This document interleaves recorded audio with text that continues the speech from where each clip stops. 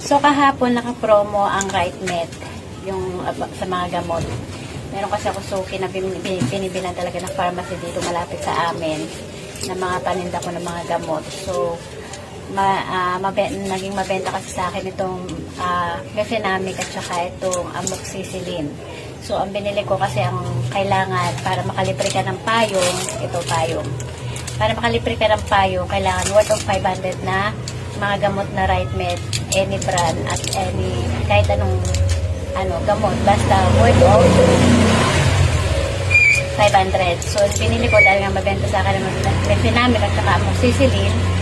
Ito ang binili ko, dalawang klase. Ayan, 40 pieces ng amoxicillin, 8 pesos each kasi ang bentahan. So 320 ito lahat. Tapos itong mefenamic 5 pesos ang isa.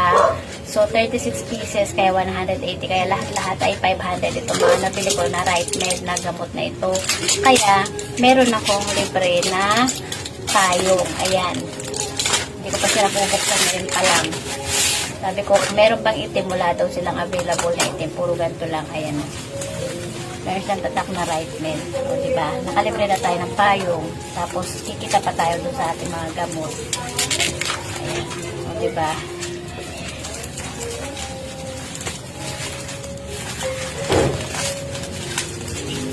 Payong natin. Buksan natin para makita natin kung walang sira.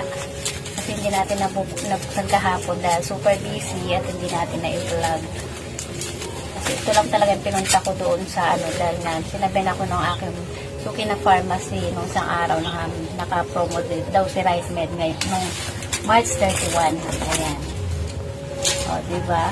RightMed ang tatak. O, okay na rin. Nakalibre na tayo ng payo. Magkano rin naman to sa TikTok 100 plus, diba? Sa inyo rin ba, kasari, may pa-promo din ba si RightMed sa inyong lugar kahapon March 31?